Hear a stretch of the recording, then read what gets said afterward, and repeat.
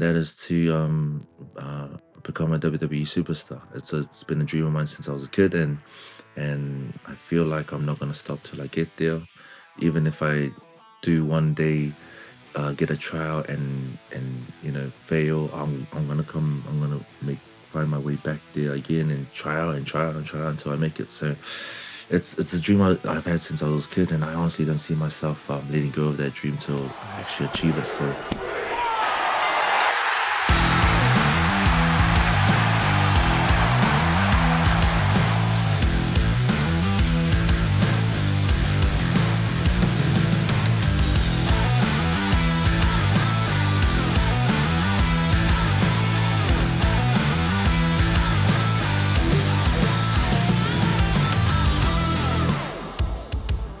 Hello everyone and welcome to That Sweet Pop. My name is Dion McCracken. He is Brad Lewis. Thank you so much for joining us once again this week. Later on in the show, we speak with a sensation in New Zealand professional wrestling, Jamie Tagataese, who will be a New Zealand sensation for not much longer as he looks at going across the shores. But first, Brad, happy anniversary. This is our 10th show. I know. Congratulations, Mr. McCracken. And look, man, I just want to thank you because you brought me into this. This was an idea you had when you were away in Vegas for Mania this year. And I'm honestly having such a great time. Like, it just means I get to watch a little bit more wrestling. I get to talk to a like-minded person about it, and just have fun. And look, hopefully to our amazing listeners and our audience, I hope you guys are having fun too, because at the end of the day, mate, we're just two fans who have loved wrestling for a very, very long time. We love the storytelling, we love matches, we love the characters, and so thank you so much for bringing me into this. And I'm having a ball, mate, an absolute ball. Yeah, man, you are welcome. I'm much the same. It's actually gotten me to a point where I'm looking at the product slightly differently now, having just absorbed it as a fan before, still being a fan, but getting to the point where we need to analyze some of this stuff and dig a bit deeper into how we really feel. And speaking of how we really feel, let's head into the top story. So Brad and I weren't too sure what we were going to talk about this week. Then we realized we were griping about a similar sort of thing. So we've got AEW gripes to talk about. Now, let me preface this. I want AEW to succeed. I was there from day one. I saw the very first pay-per-view. I watched throughout. I went to AEW. There it is. There's my Double or Nothing chair. See that, Brad? Double or Nothing 2022. I've traveled to go and see AEW. A strong challenger to WWE is what the industry needs. But we do have some gripes. Can I start with my gripe, Brad? You can. Cool. My gripe is Jon Moxley and this whole ultra-violence thing. I'm done with it. At Wrestle Dream last weekend, the I Quit match against Darby Allin. Darby Allin and Jon Moxley, by the way, the perfect storm of two gentlemen who could not have any less regard for their own safety. But during that match, Jon Moxley and the attempted drowning of Darby Allin in a fish aquarium. That is a sentence I didn't think I'd be saying. The attempted drowning of an opponent in a fish aquarium in a wrestling match. Now, obviously, Jon Moxley comes from a hardcore wrestling background. He's a former CZW champion, and Combat Zone Wrestling were known as the promotion that really pushed the envelope with ultra-violent wrestling. And I know it's a niche. I know some people gravitate towards that sort of thing. I'm just not sure that it's smart for someone who's trying to be number two and the challenger to WWE to be in it. What do you think when you saw this? Not my cup of tea. Dion, man, there's been some interesting chat on the cesspool of the world, which is Twitter, in the last few days around that, which has involved John Huber's wife and Dave Meltzer and a whole bunch of other people. But look, I don't have a problem with people who like it. Like, if you like that sort of stuff, that's great. It's just not my cup of tea. It was the last match of the night, so you have that opportunity as a parent potentially. And look, in the US, it would have been midnight, 1 o'clock in the morning. So most parents would have put their kids to bed. And if you know Mox and Darby Allin are going to be in a match together, you know it's probably going to be pretty violent. I just think when it comes to like like attempted murder. And look, I get it. We've seen buried alive matches and all that sort of stuff through the Attitude Era. It's been a long time since we have seen a buried alive match, but I don't know, mate. Trying to drown your opponent might, is there something else you can come up with? Like what about good old thumbtacks or throwing your opponent through a table or whatever? It's just to me, it was probably a little bit too much. But again, well, not again, but like from a AEW standpoint, from a Tony Khan standpoint, from a performer standpoint, I get it. They're trying to be an alternative, but what you were doing, Dion, is you were limiting your audience. And my two children are big wrestling fans. I sit down and watch AEW and they walk out of the room. And look, my daughter couldn't be a bigger Sasha Banks fan, right? Like that was her favorite wrestler. Sasha Banks is why my daughter is a wrestling fan. Mercedes Moné comes on the screen and she couldn't care less. She just doesn't connect with that version of the woman that she used to love. And I just think with AEW, what you're doing by this ultra violent sort of stuff is you are potentially limiting your audience and you're turning people away. And all I can say is you've gone from 1.4 million people on your very, very first episode, which was a remarkable achievement on Dynamite. Now they're lucky to scrape together 450, 600,000. So they've lost over half their audience in 5 years. And you look back at 2022, 2023, AEW was amazing through that period, Dion. Like the Double or Nothing pay-per-view, I don't know if that's the one that you're at. Was that the one where Daniel Bryan, Adam Cole, both showed up on the same event? No, that would have been tremendous, but no. Right. I don't know what event that was. And CM Punk wrestled Eddie Kingston in an absolute classic. It was Kenny Omega versus Christian in the main event. It was and that was the Lucha Brothers versus the Young Bucks in a steel cage match. It's the best tag team match I've ever seen in my life. And that to me was AEW at its best. And I think that they're losing a little bit of that. And as I'll get to shortly, I think that the sickos, as Tony Khan likes to call them, are probably to blame for this because you cannot and look, there's people who may watch clips from this and they're probably going to troll us because we're criticizing the product. I feel like you can't step out onto social media and say anything slightly negative or constructive about AEW without being attacked and being called a Fed stan and a proprietor of sexual violence against women. And if I mention the word Brock Lesnar, I'm a supporter of the Vince McMahons of the world. And I just think, rein it in, man. At the end of the day, Dion, we're all wrestling fans, and what me and you are doing right now is we're just giving an opinion, and we're allowed to because everyone's entitled to one. My problem is that he has to keep upping himself. Like there was the spike bat to the back. There was the choke slam from backdrop by Adam Page onto the bed of nails. Don't forget being hung by a chain by Hangman Adam Page. There was the paper bag or the plastic bag over the head of Daniel Bryan. Like there was the Darby Allin through the pane of glass in Sting's final match, I think it was at Revolution last year. Like there's just how much guys like Darby and John continuing to try and up themselves to the point where is someone going to get stabbed? I mean, was it the fork to the head a couple of events ago, which was that to me was the tipping point for me. Like, I'm not going to watch Jon Moxley matches anymore. It's just not what I'm into.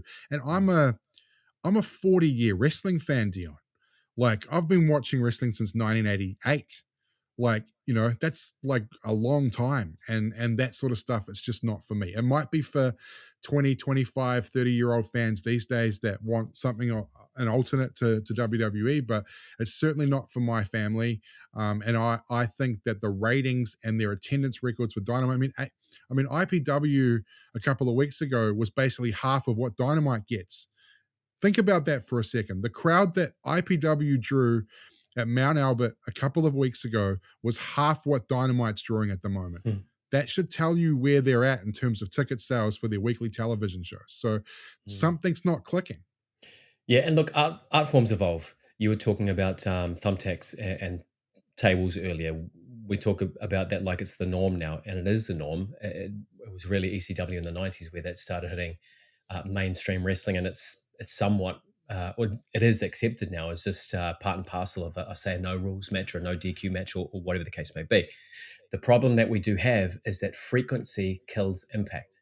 So Yeah. although it's all good and well for these types of matches, without, I mean, panes of glass and suffocation and drownings, this is not wrestling. But during blow-offs, yes, an ultra-violent style of competition makes sense for the storytelling. If it's month in, month out, you're desensitizing fans who are going to want more and more. And like you say, where does it end? How do we get to the point where a Dean Ambrose can shock his audience? I also feel like the guardrails are completely off. Clearly, none of the stuff would have flown in under Vince McMahon as Dean Ambrose. I kind of get the feeling these things either don't get raised with match producers or with Tony Khan, or they do, and Tony goes, "Okay, whatever you want, John." It's also to the point where where's the psychology, where's the storytelling? Yeah, you could argue, well, there's a bit of storytelling. Had to choke him with a chain. It was the only way he was going to win. Man, it's not the kind Mm. of storytelling I'm into, but it is No. what it is. And credit where credit's due. And I think All Elite Wrestling has become a pay-per-view big event company. Their weekly television lacks depth. It has tremendous bell-to-bell action, very little storytelling from a promo and angle point of view. But you cannot knock it. The bell-to-bell action is the best pro wrestling on the planet, right? For the most part, consistently. And they've turned that in. And what happens at PLEs and pay-per-views, Dion? It's basically the culmination of that month's storylines or whatever. It's the continuation of a story from the opening bell to the end. So what AEW is able to do is they're able just to put their tremendous talent inside a ring over the course of 5.5 hours. Yep, that's how long a show takes now. And have 25-minute matches and deliver a tremendous, entertaining pro wrestling spectacle. But my worry is at some point people are going to be like, I need a bit more. And that's why WWE has been a constant for wrestling fans for so long. And my issue stems to people like Dave Meltzer, who continually defend the product and explain his narrative through his social media and his Wrestling Observer newsletter in a way that favors any negative story towards AEW by putting a twist on it, right? Like his tweets whenever he puts the ratings out does not include max numbers. Now, Dave Meltzer claims to be a journalist. Most journalists that I know, having been one and am one, you go to a source and you find out what the max numbers are. So the max numbers, HBO Max is where AEW streams. In the US, it also is on TNT or TBS, right? So, but no one can get these mystical streaming numbers. But he's saying it could be upwards of 500,000 people. No, it's not, bro. Like, and so like he's spreading that narrative, and then he runs anti WWE stories, and then will run away from them when they get debunked. And when you've got and there was a perfect example of that this week when he came out and backed up a story that WrestleVotes had put up around WWE using AI, and they brought in a creative strategy director to bridge the gap now between this era and then moving into AI, right? So potentially AI storylines, which is what the story, the article or the story was. And he came up with some examples of what they had planned for Bobby Lashley, but Bobby Lashley doesn't work anymore, and AEW and the AI was terrible. And basically, the narrative was Paul Levesque's run out of ideas, and WWE is now going to be doing AI storylines. Ran with that and let that out into the ethos and let it simmer and have the vitriol around that. Sean Ross Sapp, who was an actual journalist, folks, like a real journalist with real sources, went to WWE, took a couple of days, managed to get clarification around that, and got the true story. And you can go and check out his story around that. I won't steal his yarn, but basically said that, look, they've brought it's about taking WWE into the future with AI in terms of not a permanent storyteller, but more so just helping them with digital and communication with big companies and stuff like that. It had nothing to do with storytelling. And Meltzer just went numb and hasn't responded. And it's like, come on, bro. You put that out into the ethos and then you get tagged and hit up and you don't back up your story. And my my issue is that I think he's harming the product that he loves, and he loves AEW, and full credit to you. One more example before I leave this. He gave the Cody Rhodes versus AJ Styles match a 4.5-star match. Get the F out of town, Dave Meltzer. That was the best match last week in wrestling. There was no other match that was better than that. And as an example, about 3 months ago, he gave a Dustin Rhodes and Sammy Guevara Dynamite match 5.5 stars. I've watched that match, and it was very, very good. But it wasn't better than John Cena and AJ Styles. And he does not want John Cena to leave this industry with a 5-star match next to his name. And I think he should be embarrassed by that. And look, it's just his opinion. I get it. But he is biased, and he is anti-WWE. And that part's not my issue. My issue is he's so pro AEW that he's hurting their product. That's my issue with Dave Meltzer.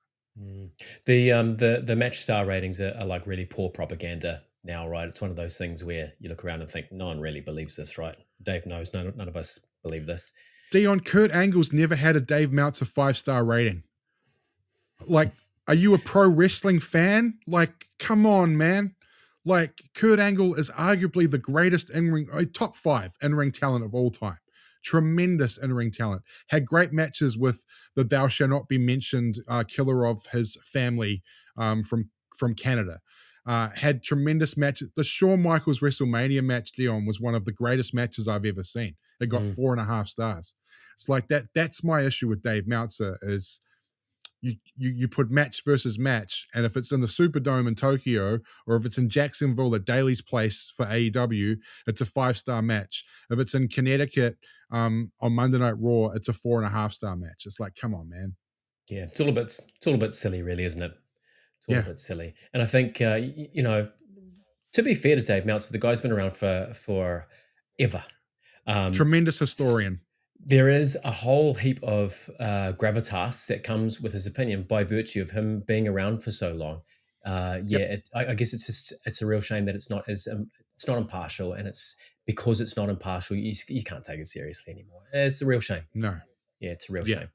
And in closing, I want good pro wrestling. AEW is like 70% of the way there. You just need to remember that you're not catering for an audience of people that want an alternative. You're catering for pro wrestling fans. And you give me about 30% more than what you're giving me, a bit more character development, a little bit more storytelling, maybe a couple of angles and in-ring promos, and I'm all in. I'm all in. Yeah, that no pun intended. Also, here's something that's a little bit scary. I believe reported by Meltzer. I believe I saw this out of Meltzer. That was that the St. Louis Commission apparently had some guardrails up around what could be done at WrestleDream. What couldn't be done? Well, what couldn't be done? No blood, no brawling in the crowd. Apparently, though, drownings in aquarium not covered. So that was fortunate. It was very fortunate. Indeed. There's actually some more issues developing around that, and maybe AEW might not be invited back to St. Louis again, which could be a problem for them. All right, folks. Well, coming up after the break, former New Zealand heavyweight champion and the man leaving our shores for Australia, Jamie Tagataese. Hey, this is Brendan Vink, and you're listening to That Sweet Pop. Our guest today is a former 2-time IPW New Zealand heavyweight champion, SPW heavyweight champion, and Aotearoa wrestling heavyweight champion. Big, athletic, and charisma to burn, this proud Samoan soon leaves New Zealand shores for Australia in search of progressing his career and higher honours.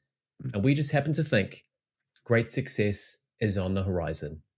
Ladies and gentlemen, he is the big man, Jamie Tagataese. Yes. Here he is. Welcome. Thank you for that, man. That was cool. Welcome, man. How you doing? Same old. How about you? How was your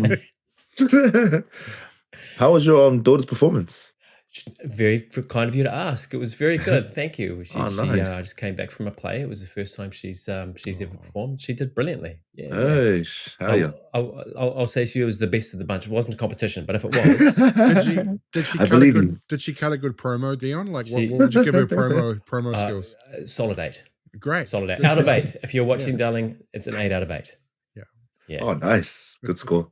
Thank you for taking the time, man. Hey, look, No we worries. really wanted to catch you before you leave these shores because you'd recently announced that you've got one final match in New Zealand before you do go offshore. That's at Aotearoa Showdown on November Mhm. 8th. Dewdrop Arena. Get your tickets now. What opportunities are there in Oz for you that you feel like you don't have here in New Zealand? It's more so that I feel like I've done everything I could do here in the New Zealand wrestling scene. You know, and honestly, I'll forever be grateful for New Zealand wrestling. If it wasn't for New Zealand wrestling, for the fans in New Zealand, there would be no big man, there would be no Jamie Tagataese. And I personally feel like I've done everything. I've done this for like, I think I started 2017, so that's about that's 8 years. I've done this for 8 years, and I feel like I've done everything. I've accomplished everything there is to accomplish here. I've had like one of my, like, I think I've ticked off every opponent I've wanted to face in New Zealand wrestling, the legends, the vets, the newbies. Like honestly, like yeah, I feel like I've done everything I need to do here in New Zealand wrestling, and then I feel like it's time. Oh, it's kind of like overdue because a lot of people have been telling me, get out of here, get out of here. Who's been telling you I- that? That's you too. That's you too, Dion. 100% you. So yeah, I'm finally taking it on board now, and yeah, I feel like I just want to see where I can take this character, this whole passion of mine for pro wrestling over to the land down under, you know. So yeah, that's pretty much it. And especially because the scene in Australia, we all know how big it is over there. So I want a piece of that. I really want a piece of that, and yeah, it's yeah. Over there's that's a bigger list, and I need to tick them off before I take a next step after that, and we'll see. I'm honestly winging it, but I'm looking forward to it. That's kind of like me, anyways. I kind of like just wing it, go by, and go as you know as I go, and yeah, came out of nowhere really, but yeah, but yeah, I think everyone, a lot of people, they're all saying the same thing. Oh, finally, I'm It's like, true. yeah. Yeah. So I'm like, I see. That's good. You guys are happy then. It's because you guys are happy that I'm leaving. But It's good to know. it's really interesting to me that you have had that that conversation with people about you're that good, you need to get out of here. And my first experience of watching you was actually when you lost your New Zealand heavyweight title at the Eliminator maybe 3 or 4 years ago, which was Right. my first IPW event with my son, and I'd never sort of seen you before. And mate, I was just impressed by your aura and your physicality, and your selling, and do you feel like there's still like leveling up to do when it comes to your character development and even your in-ring stuff, and that maybe you have reached as far as you can go here in terms of your development? Oh, 100%. There's always room for improvement, you know. One thing that one thing I've noticed, because I do look back at some of my matches and some of my character work and what I've accomplished, and I don't do a lot of promos like in the ring. You know, I haven't been given a lot of opportunities to do a lot of that. I've only had a few moments and a few promotions to do that, but it wasn't as long as, you know, like I'd love to do more promos. Like I'm not even great at doing like normal promos to promote like shows and all that. So I want to level up on that, and you know, learn how to be better in promos, and also like, and especially get more opportunities on the mic and within the ring, to, you know, further improve my character and where my character can um go from there. You know, like promo is always one thing that's been on my mind there. Like I seriously need to level up, and obviously in ring skills, always there's always room to improve. There's always like probably new moves I want to learn and add to my arsenal, and yeah, oh, 100% always room to improve. I don't think I'll ever reach a limit or whatever, but yeah. If you had to explain to someone who Jamie Tagataese is, what would you tell them? Jamie Tagataese.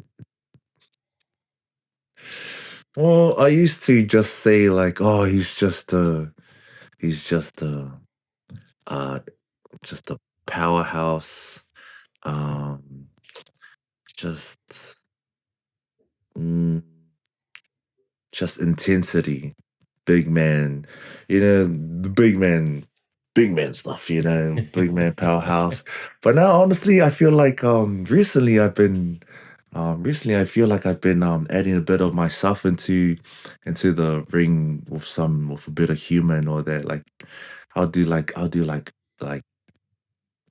some improv like comebacks when someone like mocks me, and I'll say something ridiculous that I would like Jamie the man would say, and then I was like, oh, that's not my character, but people like it. Like I don't want to say the humor that I was, but like I've done a lot of those during the last Friday Dojo shows. That was funny because I feel like those shows are I feel a little more free because it's just and plus the vibe there too. So I kind of like let myself into that character as well. So yeah.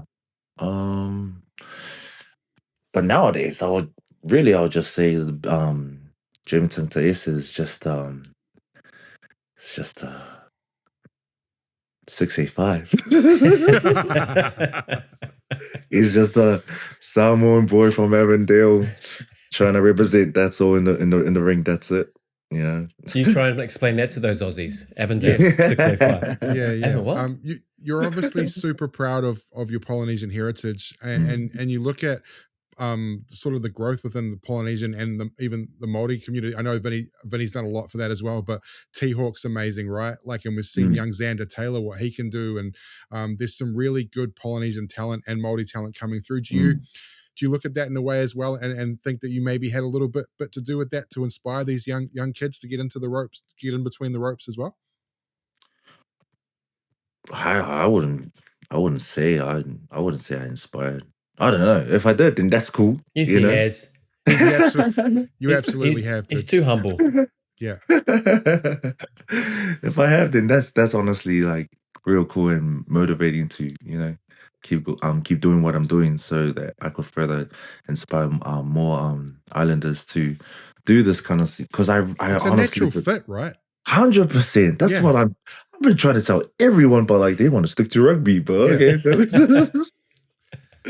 I honestly feel it because like a lot of us islanders were naturally like physically built and athletic, and where like the character stuff comes in, it comes in naturally because I feel like it comes from like, well, for me, um character work was came a little bit natural because of back in church we used to do plays and all that, and we were forced to like use our hands and our body to like get into character and all that. So I felt like that played a big part into like my character work. So like yeah, and selling as well. Selling that plays a big part in my selling too. Like yeah, all paid off, mom.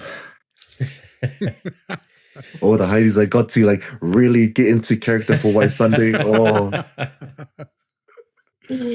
Oh, yeah, but yeah, that's actually pretty cool. If I have inspired some of these islanders up and coming, then that's pretty cool. I'm keep doing Something what to I'm be proud doing. of. Something to be proud of. Yeah, 100%.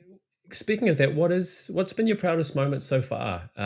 Whether it's something in front of the crowd or something that happened privately or at a training or with a fan, or is there a couple of moments where you think this is what I've really gotten into it for? I would easily say how proud my niece and nephew are of me. They're honestly my number one fans, and they they they love pro wrestling, but they really do support me. They always ask, "Oh, how was your show? How was your show in Chicago? How was your show in Sydney? Da da da. What'd you do? Did you win?" And then if I say no, they're like, "Oh, you suck." they're honest. They're Harsh. honest kids. 100%. But like, man, their support, like when they come to watch my shows and I have a match on, man, honestly, like just hearing them support me and just shows like they're not just supporting me because it's me. They really care about me, and like, yeah, their support means everything to me, and I really appreciate it. And it's one of my it makes me proud to know that they're proud of me. So yeah, like to know that they actually tell me they go to school and be like, is your uncle a wrestler? Because my uncle's a wrestler. My What a- uncle's a champion. What a cool uncle, man, to be able to say my uncle's the New Zealand heavyweight champion. He could beat your uncle. He could beat all your uncles up. Speaking of family, Jamie, I'm going to tell a quick story here. This might not be one that Brad knows about. There was a moment that Ringo Ryan calls one of the most amazing things he's ever seen in a wrestling ring, and that man has been around the traps. Yes. Jamie Tagataese knows the story that's coming, Brad. Again, you may not be aware of this. Can't wait.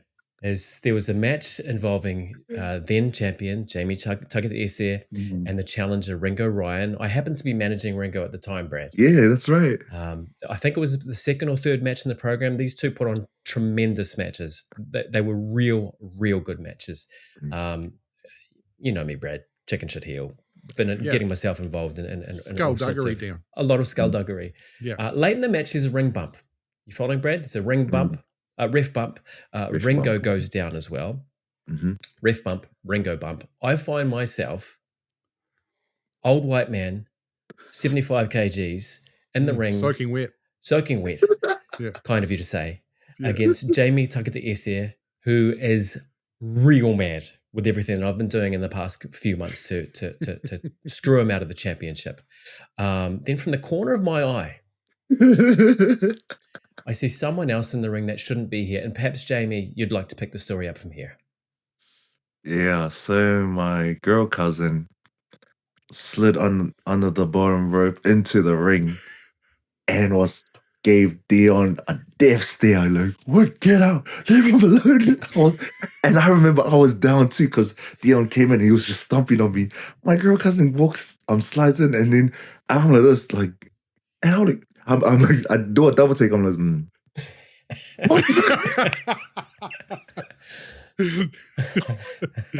I honestly couldn't believe it because out of everyone that's supposed to be in that ring, who booked that? Like, and I will remember her words till the day I die. She was like, "Nah, mate, I had enough of your crap." And here I am thinking, I think Jamie's got this under control. I think he's got it under control. I know my like little whatever. I just stood straight up. I was like, I stood straight up. I'm like, oh snap, I'm still in the match. I call out Dion, and I'm like, and then I look at my cousin. I'm like, I got this. Get out. So yes, you should have let her get a working punch in and see how she threw it. She might have. There might be something there. Brad, it would not have been a working punch. I know, mate. This woman would have knocked me out cold because Jamie's family is just that passionate. It's a moment I will never forget. Thank you for that. I thought I was going to get in trouble, and then as soon as it went back to the curtains, I straight away went back to this. Guys, I'm so sorry. What the heck? I'll grab her up when I get her. And everyone was just like, bro, that was money. Exactly. It's money. And people who would have been there would remember that. So, like you said, you've been in the ring since 2017. Who were the people that you'd like to shout out now that have really helped you, whether it be in IPW or the other companies you've worked for within New Zealand that have really helped shape who the big man became? Oh, there's a lot of people that have helped me. Obviously, it takes a whole village to support a man like me. And man, if we start from the beginning, 100%. Alfred Valentine's one of my favorite trainers. He was my first trainer. I used to work with him at McDonald's, mate. So I know Alfred really? very well. Yeah, many years ago. and Alfred, if you're watching this, I haven't seen you for about 20 years, brother. But yeah. I just saw him. I saw him early this year to get my. I even know his shoot name. So like. There you go. Yeah. No, yeah, he was honestly one of my favorite trainers. He made our basics trainings on Wednesdays like the funnest trainings ever. Awesome. there's a lot of people to thank. All my trainers, really, everyone that's trained me, from Alfred to Charlie Roberts to Jake Sheehan to Liam Fury, Pat Shusk, and Hinade.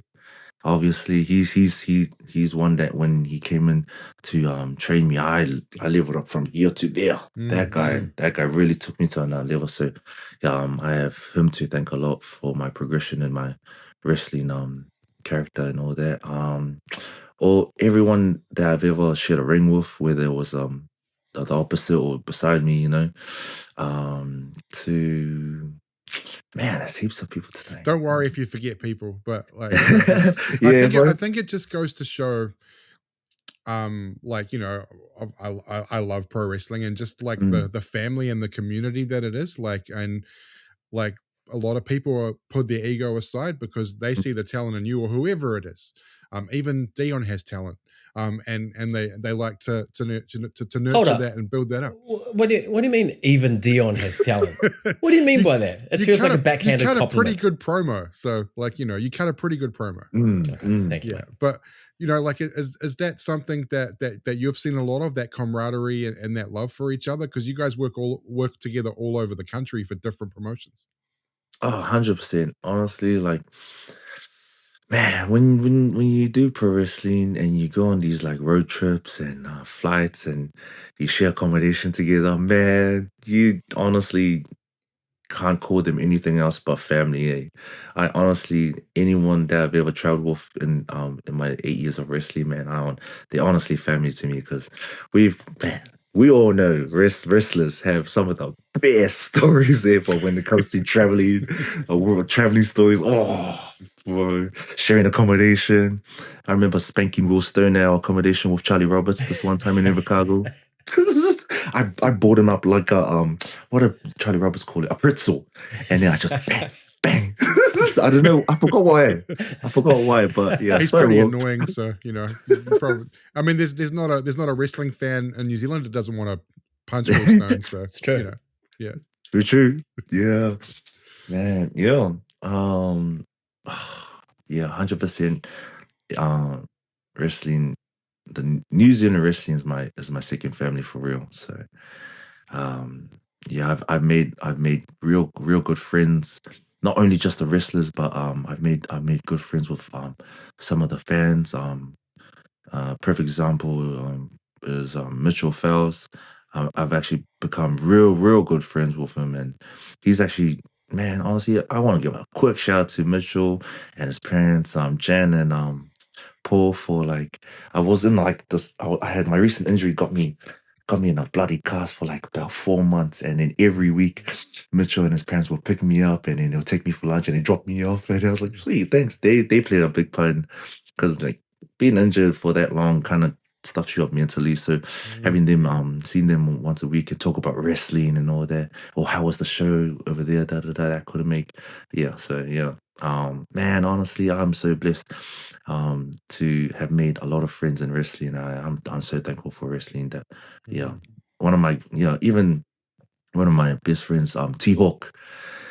I didn't really want to give him a shout out, but I guess we started up together, and man, honestly, bro, honestly, I feel like we always elevated each other every time we trained and tagged, and even our match 1-on-1 for the first time, that really got us to a next level. So do some people think he's your son because he looks like he's about 14 years of age, like he never ages? Honestly, he could be my son, because I'll tell you one thing about T-Hawk. That guy's really starting to copy me, eh? He's really starting, like, what was it? I forgot. He copied something, but then he became real obvious when he started growing his hair. That's when I was like, what are you trying to do? What are you trying to? You never liked long hair until you met me. Now you're growing your hair, and man, I feel like there's some underlying tension here, because that's a big reach. He's growing his hair, therefore he's copying me. Yes. There's some. Do you get it? Is this why you're leaving the country? Be honest. Yeah. You're in a safe space. Safe space. No one. Yeah, get it. surely no one will copy So me maybe there. you should pitch a hair versus hair match to the promoter before you leave. There's I'll sign, tell you right. Jamie. Money. I'll Like, tell you There's right sign. now. I'm shooting. I'm shooting. Because I ain't never cutting my hair. I'm shooting if that happens. Well, you mentioned before, jokingly, of course, that people are happy to see the back of you, and of course, we are happy to see that you're progressing your career. You also mentioned earlier, almost like Australia is an intermediate step into where you really want to be. Mm. So, what does making it look like for you? Is it being able to live off wrestling? Is it signing with a WWE or an AEW or a New Japan? Do you have a goal, or are you sort of just seeing where it takes you? Yeah, 100%. 100. I do. I have a dream goal, and that is to become a WWE superstar. It's been a dream of mine since I was a kid, and I feel like I'm not gonna stop till I get there, even if I do one day get a tryout and fail. I'm gonna come. I'm gonna find my way back there again and try out and try out and try out until I make it. So it's a dream I've had since I was a kid, and I honestly don't see myself letting go of that dream till I actually achieve it. So yeah, WWE is the goal. So yeah. Mm. just on that, and I'm not trying to blow smoke or anything like that, because I've got you on the show, but I've watched a lot of pro wrestling in my time, and there's people in WWE now that aren't as good as you, mate. So like, just keep working. Like you have so much going for you. You're obviously an extremely nice human being, but you've also got a tremendous look. Your moves look like they hurt, and you're believable. So just keep smashing away at that, no matter what roadblocks get in your way, because there's been a lot worse people than you that have accomplished what you want to accomplish. So, mate, it's there for you. Go and get it. Yeah. Oh man, I appreciate that, man. Thank you so Yeah, it much. feels like Jamie's the type of guy where everyone is in his corner and wanting to make sure that he does hit that goal. And I'm sure you will. I know you got the drive and the passion too. What is the hardest part about it though? The hardest part about trying to get to this destination? To me, I feel like it's just really just trying to get myself out there. And then I ask myself, how do I get myself out there? Well, I gotta stand out. How do I stand out? I gotta be different. And I think that's where I kind of don't really have an answer for that, because I Mm. feel like all I have to offer is like um I'm someone. But then there's a lot of someones, and everyone's been telling me, man, someones are like really popping off in pro wrestling. This is like the perfect time for you, and I honestly feel like this is the worst time for me. I can see that point of view, man. Yeah, Totally, I'm like, because your last name's not Fatu, right? So you're mm, not connected to that. Well, you mm, might be deep down in the bloodline. There could be a connection there, but you're right. Like but yeah, like that you can almost use that as a motivation. Maybe this is a bad mm, time to be Samoan, but screw that. I'm still going to reach my goal. I'm going to step in and disagree here because there's no quota and there's no cap, and talent is talent. Yes. mm, So you're the type of guy that works your ass off. You're about to go to Australia to progress your career. You get seen by the right people. You throw those tapes out there. The right person will see you. Talent is talent. It will always float to the top. So I wouldn't worry about that, mate. If I was you, mm, yeah, I certainly wouldn't worry about that. Um, so this move to Australia, we've got this one last match taking place at mm. Dewdrop Arena for Aotearoa Wrestling at Showdown, November 8th. What are you hoping to give Kiwi fans in terms of that last memory, for a little while at least, of Jamie Tagataese? I plan to really give it my all um, at the Aotearoa Showdown.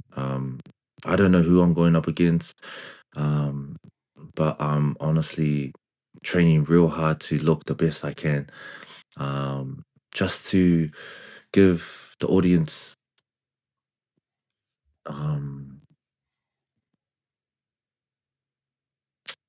just to show them how grateful I am Mm. of them. It's just I really want to give them a performance to tell them thank you. thank you for the past 8 years. Thank you for all the support and mm, yeah, and to just let them know that that this will always be home. New Zealand wrestling will always be home, and I'm gonna miss them very much. I'm gonna miss everyone, the fans, the wrestlers, the families, the brothers and sisters I've made in the business. Yeah, November 8th. It's gonna be bittersweet for real. It's yeah. The promoter of that show is actually a friend of our show, and I'm just reading a text because he's watching a live stream of this right now, and he Are we says, live? absolutely," and he says T-Hawk versus Jamie Tagataese, hair versus hair match, lock it in. Wow. You heard definitely not fake news. Definitely not fake news. No, there's no Donald Trump there. Well, Mr. Promoter, you've heard that I say I'm shooting, and I'm shooting. I will shoot if it's above my hair. Card subject to The change. Dewdrop screw job. Book it. The Dewdrop screw job. Yeah, How book about it. that? All right, Jamie. Hey, we have been asking wrestlers from all around the world 3 questions called the 3 count, just to get to know a little bit more about them. We want to know from you, what TV series are you currently watching? The Chosen. Oh, very good. Yeah, I'm currently I don't want to binge watch it because I really just want to watch an episode every few days and then try to study it back into the word. So yeah. I like that. Yeah. Describe the perfect day. I would say just family time. Family time. Any time with family is the perfect day. I get that feeling from your Instagram and your Facebook. Very much so. Yeah. When your career is over, how will you measure its success? Deep question. Honestly, as long as I make my parents proud and they feel like they've it as if I've made them proud doing this wrestling thing, then yeah, I feel like that'll be the peak of my achievement in wrestling and life, and not just making them proud, but giving back. That's pretty much that's kind of like my way of giving back to them is making it to the WWE. It's yeah, man, when they've really worked hard to raise me and my brothers and put food on the table for us for all these years and yeah, I've seen there's some things I've seen my parents do for us that they don't know that I've seen because they try to hide it and all that. And man, I'm like, man, I really don't want. I can't quit this wrestling thing. I know it's gonna help me give back to them and make yeah yeah. I just want to show them that this like watch me. This I'm gonna do it. You guys are gonna be proud, and I'm gonna give back tenfold back to you because you guys deserve it more. So Beautiful. yeah, if I can do that, then yeah, I've made it in life for real. Yeah. Mm. Well, I have no doubt your parents are already proud of you, but wouldn't it be great for them to see you get your hand raised in a WWE ring? And Thank the you. big move to Australia coming up, Jamie, you're right. People have been hounding you. I've been hounding you. Get out of town, kid. Get out Yep. of town. It's Yep. happening. You've got the look, the charisma. You've got the drive to make a genuine career out of this. And Thank you, Brad, man. I'm sure you could agree, a nicer guy in this 100%. business you could not meet. So we wish you all the very best of luck. We will follow you with great interest, as an understatement. Thank you so much for your time, Jamie, and go well, brother. Thank you, man. And I just want to say thank you for having me on the show. And Dion, you've honestly been so good to me. Every time we talk behind backstage and all that, you've always given me great advice. And I remember years ago, you were honestly one of the first that told me, man, hey, look at me, you gotta get out of here. All right. You're honestly one of the first, and man, I anytime you could give me to like just talk to me and give me feedback and all that, you always give me the best talk and I honestly take it on board and all that, even though it's been late going with what you had in mind for me. But yeah, I just want to say I'm grateful and I just thank you. I'm just grateful for our friendship, brother. Oh, Thank you so thank you. much. I appreciate that. Now go pack your bag and bloody get to Australia. Show those We'll Aussies do, how we'll it's do. done. Ladies and I'll try, gentlemen, I'll try. the big man, Jamie Tagataese. Thank you so much. This is B. Priestley, the Top Gaijin, and you are listening to That Sweet Pop. Welcome back, folks. Jamie Tagataese, the big man, Australia-bound man. We wish him a lot of luck. He's a genuine good bugger, isn't he, Brad? Very much so. Someone that I believe is extremely talented, has the ability to potentially create a career for himself away from these shores. He's got the look, he's got the charisma, he's got those big impact moves, and we wish him the best of luck for what's next for him overseas for the future for Jamie. Hell of a talent. Yeah. Hey, before we move on, last week we talked about the breakup of the division. Now, of course, we can see a little bit more of a picture being developed now after this week's Raw. We know that the Bronze and Paul Heyman will remain as division, so it seems we know that CM Punk will now contest the World Heavyweight Championship against Jey Uso. My money last week was on Punk. It's even more so on Punk now. I just can't see Jey taking the World Heavyweight Championship. I think Big Jim may play some form of role in there in Jay's downfall.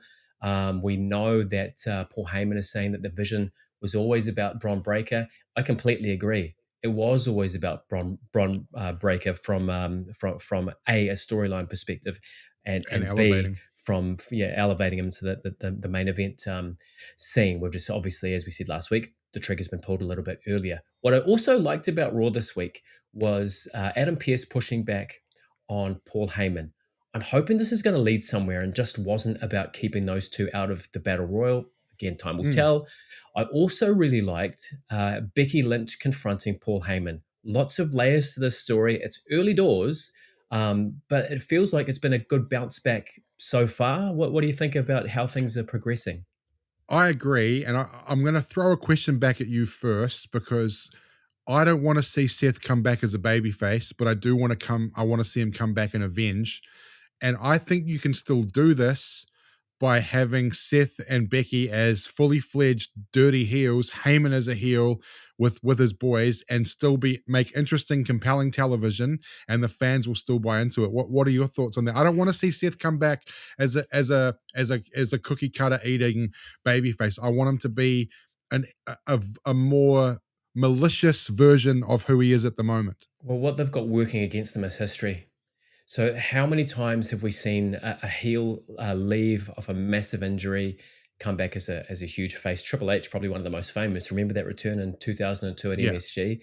I think we'll probably get the same thing with Seth. But we also have seen someone return, and within the same 2-hour TV show, although they got popped at the start of the night, they're back to square one where they were at the end. The question is, can they move him on from the rest of the division? It might depend on the period of time. I think it's pretty tough, though. It's pretty tough. Even in a storybook world, how can you come back to your place of employment where you're getting your bread and butter from and just smile and nod at the people that took you out of it? It's very difficult. Yeah, I just wonder if he can just do the I'm not doing this for you fans. You guys have never truly believed in me. I'm doing this for me. I'm doing this for my wife, and I'm doing this for my career. Roman, I'm still coming for you. Punk, I'm still coming for you. But I'm gonna get you, Braun. I'm gonna get you, Paul. And I just hope that they can kind of tell that story. But look, that's to be judged. Look, I thought it was a really good edition of Raw for the most part. Couple of things that I didn't particularly like. I think that Jey Uso, and look, there's a lot to play out here from a storyline perspective. You touched on it when you said Jimmy might play a part. I was kind of hoping with the wrestlers that were in the ring, it was going to be LA Knight, because I think that's a natural match. And I think you even suggested that Punk versus LA Knight might be the way that they go, and that would have made sense. But look, they've gone with Jey Uso, so we have to see how that plays out, Dion. But I kind of feel like it was the safe option. But look, that's just me. I'm sure they're going to have a great match. Punk doesn't really have bad matches. And Jey Uso's character development is actually kind of interesting. They've done a really good job with that. And I actually think the end game here, I don't know, I want to see if you agree with me on this, just the way that they're telling it. I think it's to elevate Jimmy because Jay's already been 100%. elevated. So I think that and Roman will be the key chess piece in this in terms of where he lands. But I think that the end game here is to turn Jimmy into a main event talent along the lines of his brother. Look, does he have the charisma of Jay? Probably not. He's probably a better wrestler than Jay, to be honest with you. I think he has better matches than Jay does. So I want to see the elevation of Jimmy. I'm not 100% down with a brother versus brother feud or anything like that. I like this. I like the dissension and what that creates. And then maybe you can separate them by putting them on different brands and maybe they're at their odds there. Remember when the Dudley Boys split up all those years ago on different brands? There was never a match between them. They just went Talking about the ways. Reverend Devon. And Bubba stayed babyface, but there was never a sort of like a feud between those two. They kept them apart. And I don't see why you can't do that with Jimmy and Jay. Keep them both. You could I like where WWE is heading at the moment. I feel like we're heading into that attitude era of tweeners. And for those who are new to the game, tweeners is someone who's not a babyface or a heel. They sit in somewhere in between. And Stone Cold Steve Austin is the ultimate tweener of all time. Mankind was another one. Vader, Taker at times was a tweener. And I think LA Knight is a tweener. I think CM Punk is a tweener. Drew McIntyre is a 100% tweener for me because he's over as hell. And people actually, and he tends to tell the truth, which is even more funny about him. And I definitely think Jey Uso is tweenering at the moment, and I think that's where Roman Reigns should live as well. Like, he's the greatest of all time in his mind. He should absolutely be wrestling baby faces and heels and all that sort of stuff. So I kind of like where that's heading. I do feel like they're trying to tell interesting character stories, which is what we talked about earlier that I think AEW is missing, because Adam Hangman Page, their champion, is the most boring person on pro wrestling at the moment, that for me. So I like what we're doing there with character development.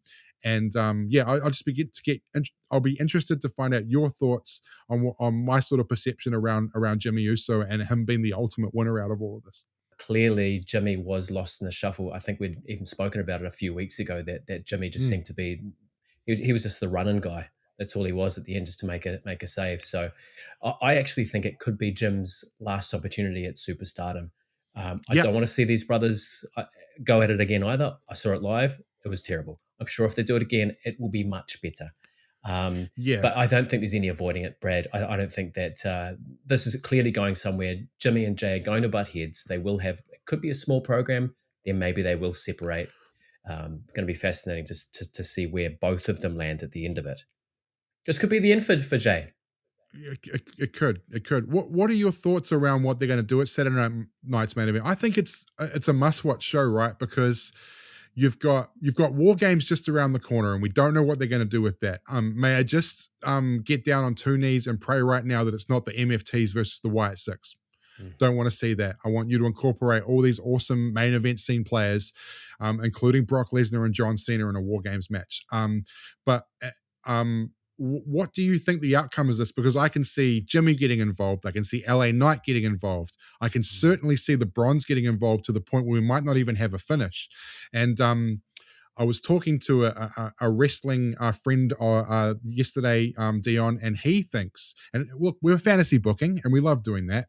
He thinks that Saturday night's main event will be a no finish, and the main event at Survivor Series will be a War Games match where the ultimate winner is the first person to get a pinfall or a submission once everyone enters the ring. Oh, that's an interesting prospect.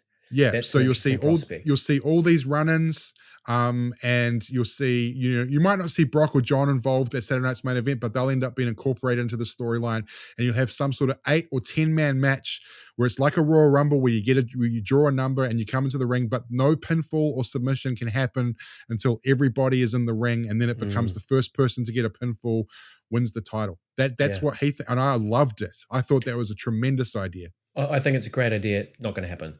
I think they want to get the strap onto CM Punk as quickly as possible.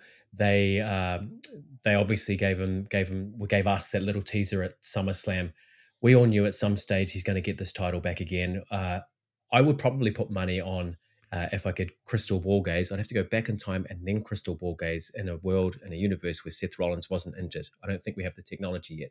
But now I'm starting to think now that Punk probably would have taken the championship off Seth Rollins at WrestleMania again. There's that sort of longer redemption story again. I think we're in the midst of a major reshuffle within WWE. We did hear stories of this new creative direction. We've seen AJ Styles take the tag team championship with Dragon Lee this week. We've obviously seen the fact that Seth Rollins has forced the hand of the World Heavyweight Championship. And AI is going to be writing stories moving forward. We've all heard that Bobby Lashley's going to be involved in some Japanese samurai gimmick.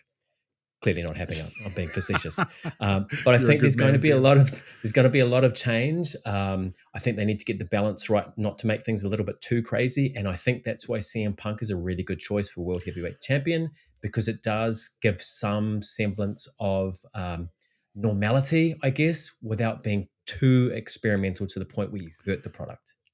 Okay, so in a couple of weeks, Dion, I want to do a Brad and Dion predict the WrestleMania card show. Okay. And we can get our audience to chime in with those. But I want to ask you right now, having said what you just said, what are your WWE and World Heavyweight title matches, given what you just said at WrestleMania, should no one else get injured? I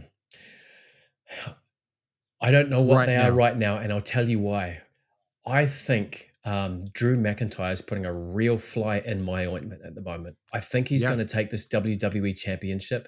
I thought he was going to win on SmackDown. I was sold he was winning. Yeah, just because of the whole Cody in a suit bizzo. So yeah. I think we're going to see Cody out of the title picture this WrestleMania, but I don't know where that lands us. I don't know who a Drew would be defending against in that case. I don't think so. Sami Zayn right now is the second favorite to win the Royal Rumble. Sami Zayn's the second favorite to win the Royal Rumble. Who's the favorite? What are you hearing? Roman Reigns is the favorite to win the Royal Rumble. That's the odds that the US bookmakers are taking at the moment. Roman Reigns is a big favorite. Bianca Belair is a big favorite to win the Women's Royal Rumble. So those are your two favorites. Sami Zayn is a second favorite. Done. Then give me Roman Reigns versus CM Punk, and give me Drew McIntyre defending the WWE Championship against Sami Zayn. It's not going to be a barn burner of sorry, I'm going to take that back. It is going to be a barn burner of a match. It's not going to be one of the most remembered WWE Championship WrestleMania match-ups. But I don't mind that. I don't mind that. Depending on how Sammy goes after Rumble, how he's booked and how he progresses, forever the underdog. So that's a great story there. Dion. Yeah. Who am I? How the tables have turned. We're switching the tables up. All right. I began my professional wrestling career in the late 1970s, competing primarily in regional territories across the United States. I built a reputation as a technically gifted wrestler with a clean-cut, all-American type image. During the 1980s, I held several regional championships, including titles in Mid-South Wrestling, before I was noticed by bigger fish. I was once considered a potential next big thing thanks to my strong in-ring skills and apparent charisma. Do you know who I want to say? Yes. I don't think it's right. Junkyard Dog? No. Okay. Good call, though. He was definitely big in Mid-South. I had memorable rivalries with the likes of Dr. Death Steve Williams, Eddie Gilbert, and Chris Adams in the UWF, the Universal Wrestling Federation. I made my way to the NWA and later WCW, where I was part of the roster through multiple eras and multiple iterations of my character in my tenure there. I moved to the WWF in 1988, and I was given a gimmick I'd rather forget, although millions remember.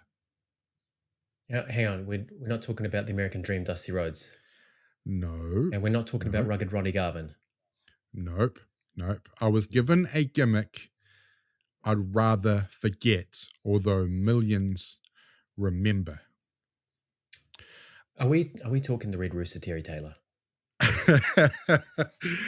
We are. I was about to say I was partnered with one of the greatest managers in the history of wrestling before having a match with him at the showcase of the Immortals. So yeah, the Red Rooster, Terry 80s? Taylor.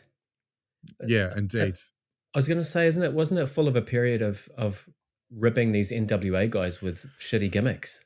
Apparently, although Mr. Perfect, who actually was AWA, was an NWA, right? Like, and the rumor on the street, which I believe Bruce Pritchard has debunked, was that because Red Rooster and Mr. Perfect was signed on the same day, and the rumor and innuendo is that Mr. Perfect got to the meeting first and was given Kurt Hennig and was given the Mr. Perfect gimmick, and then the Red Rooster, because he got to the meeting late, was given the Red Rooster I gimmick, hope Terry that's Taylor. true. So That cannot be But true, Ter- but I hope that's true. yeah, well, I'm sure that's the story that Terry Taylor's been saying. Look, Terry Taylor famous for a couple of things post-career. One, by all accounts, he was the biggest leaker of information to the aforementioned Dave Meltzer.